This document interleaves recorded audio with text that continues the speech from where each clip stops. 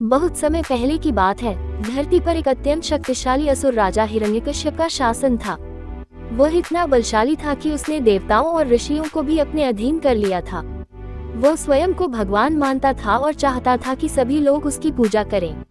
उसने ब्रह्मा जी की कठोर तपस्या करके अमरता का वरदान प्राप्त किया था। ब्रह्मा जी से उसने यह वरदान मांगा था कि उसे न कोई मनुष्य मार सके, न ही कोई पशु, न दिन में, न रात में, न आकाश में, न धरती पर, न घर के भीतर, न बाहर, न किसी अस्त्र से, न शस्त्र से। इस वरदान के कारण वह अत्यंत अहंकारी और क्रूर बन गया था। हिरण्यकश्यप का एक पुत्र था जिसका नाम प्रहलाद था। वह जन्म से ही भगवान विष्णु का अनन्य भक्त था। हिरण्यकश्यप ने कई बार प्रहलाद को समझाने की कोशिश की कि वह उसकी पूजा करे, लेकिन प्रहलाद ने कहा, भगवान विष्णु ही सच्चे भगवान हैं और मैं उन्हीं की भक्ति करूंगा। ये सुनकर हिरण्यकश्यप क्रोधित हो गया और उसने अपने सैनिकों को आदेश दिया कि वे प्रहलाद को मार डालें। हिरण्यकश्यप ने प्रहलाद को मारने के कई प्रयास किए।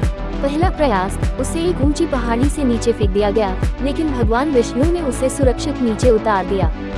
दूसरा प्रयास, विषैले नागों के बीच डाल दिया गया, लेकिन नाग भी उसका कुछ नहीं बिगाड़ सके। तीसरा प्रयास, उसे भूखा प्यासा बंदी बना लिया गया, लेकिन वह बिना भोजन पानी के भी भगवान के नाम का जाप करता रहा। चौथा प्रयास, क्रोधित होकर हिरण्यकश्यप ने उसे गर्म तेल से भरे कड़ाह में डाल दिया, लेकिन तेल भी शीतल हो गया और प्रहलाद को कुछ नहीं हुआ।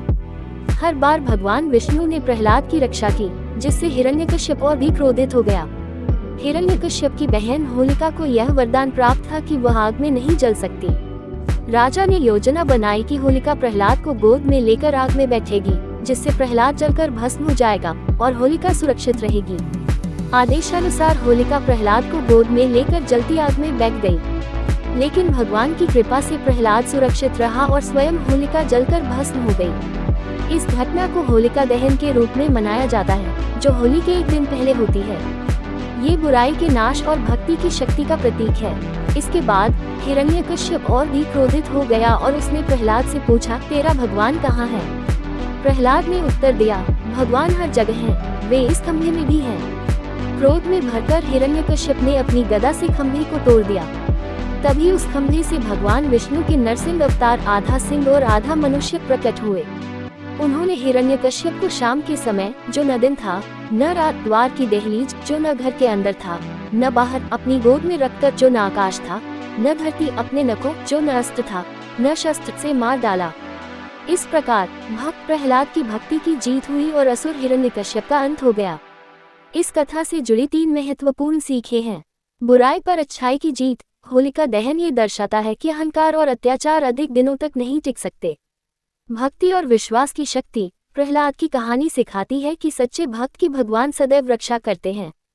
स्नेह और आनंद का पर्व। होली रंगों का त्योहार है, जो ये दर्शाता है कि अंततः जीवन में प्रेम, खुशी और भाईचारा ही महत्वपूर्ण है।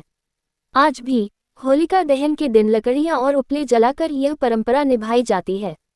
अगले दिन लोग एक दूसरे को रंग लगाते हैं और उल्लासपूर्वक होली मनाते हैं। होली केवल एक त्योहार नहीं, बल्कि एक गहरी आध्यात्मिक शिक्षा भी है। ये हमें सिखाता है कि सच्चाई और भक्ति की हमेशा जीत होती है, और अत्याचार चाहे कितना भी बड़ा क्यों न हो, उसका अंत निश्चित है। भक्त प्रहलाद की अमर भक्ति और भगवान की कृपा से यह पर्व आज भी आनंद और उल्लास के साथ मनाया जाता है।